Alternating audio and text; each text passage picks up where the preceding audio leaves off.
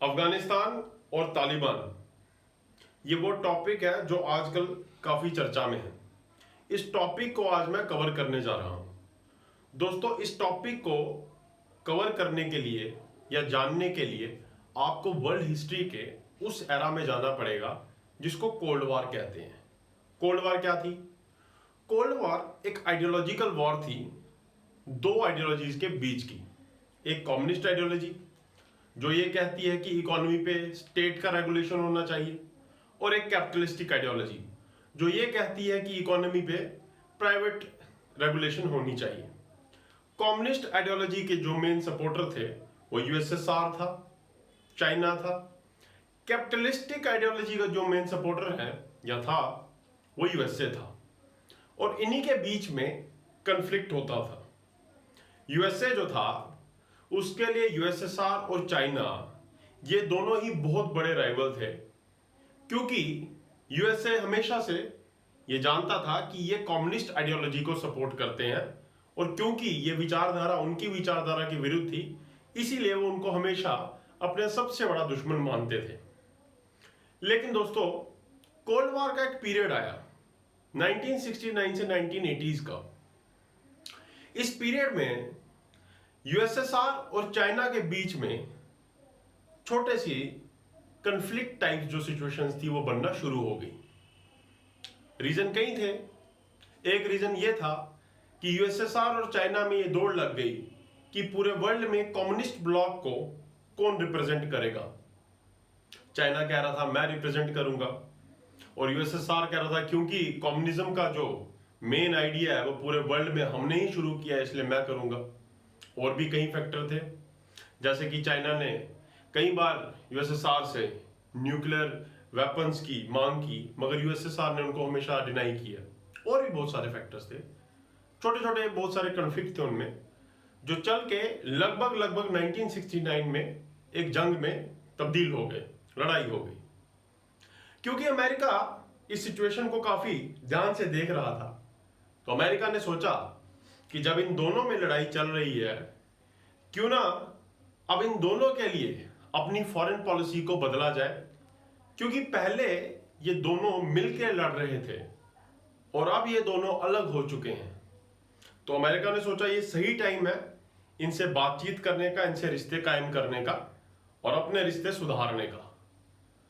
लगभग 1972 में president Richard Nixon जो यूएसए के प्रेसिडेंट थे, वो इन दोनों के साथ कांटेक्ट में आते हैं और अमेरिका के जो रिलेशन है इन दोनों के साथ इंप्रूव करने की कोशिश करते हैं, ताकि जो अमेरिका का मेन राइवल है उसके साथ वो किसी तरीके से बातचीत का रास्ता खोल सके। अब होता क्या है, बातचीत चलना शुरू हो जाती है। निक्सन साहब चाइना भी जाते हैं, यूएसएसआर भी जाते हैं। 1979 का दौर, इस साल को याद रखिएगा, क्योंकि ये वीडियो जो है, ये जो टॉपिक मैं कवर कर रहा हूं, ये 2 से 3 वीडियो बनेंगे। 1979 को याद रखिएगा, बड़ा ही इंपॉर्टेंट ईयर है ये। 1979 में यूएसएसआर अफगानिस्तान में इन्वेड कर जाता है, और यहां से यूएसए और यूएसएसआर इन दोनों के रिश्ते फिर से खराब हो जाते हैं। यूएसए के कई कारण होते हैं। जब उनसे पूछा गया था कि रिश्ते खराब क्यों हैं, तो उस पर यूएसए के कई बयान थे। उन्होंने कहा था कि एक तो हम चाहते थे कि रिलेशन बेटर हो, मगर यूएसएसआर की तरफ से कभी भी वैसा हमने देखा नहीं कि उन्होंने कोई ऐसा हाथ बढ़ाया, ऐसा कदम रखा हो जिससे हमें लगे कि वो दोस्ती चाहते हैं या अच्छे तरीके से, फ्लेक्सिबल तरीके से चलना चाहते हैं। और दूसरा, उन्होंने ये भी बोला कि हमारे साथ दोस्ती करने के बाद भी यूएसएसआर पूरे वर्ल्ड लेवल पे कम्युनिस्ट रेवोल्यूशन को सपोर्ट कर रहा है। तो अगर वो कम्युनिस्ट रेवोल्यूशन को सपोर्ट कर रहा है, कहीं ना कहीं वो चीज तो कैपिटलिस्टिक आइडियोलॉजी के अगेंस्ट है। तो ये सारे और भी बहुत कारण थे, मगर ये कुछ कारण थे जिन वजह से यूएसए और यूएसएसआर दोनों में रिश्तों में खटास आ गई और दोनों अलग हो गए।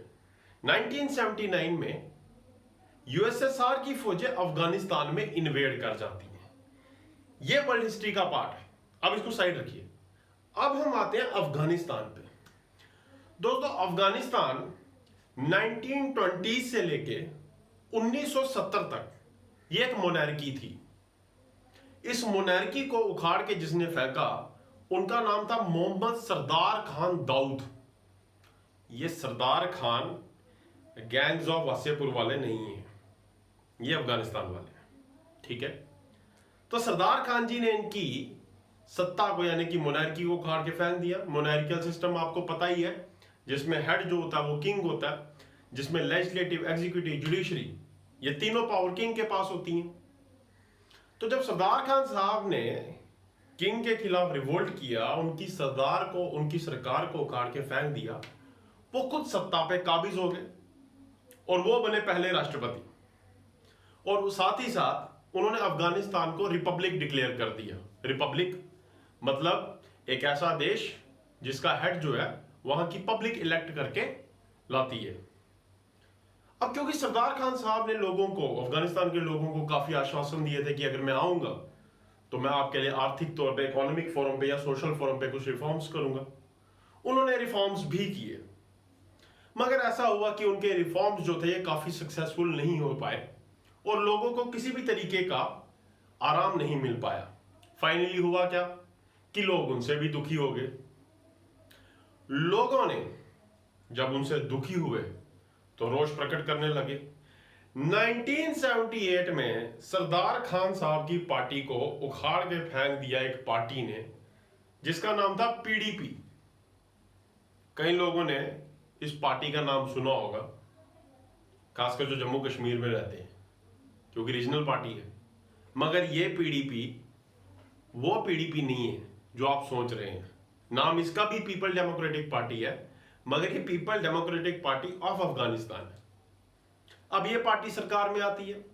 सरकार में आने के बाद जो सबसे बड़ा काम ये करती है, ये वहां पे हेल्थ, एजुकेशन प्रोवाइड करवाती है, खासकर सरकारी पब्लिक हेल्थ, पब्लिक एम्प्लॉयमेंट और भी education, road and communication, right to work, अच्छा right to vote for women, ये सारे रिफॉर्म्स ये लाते हैं।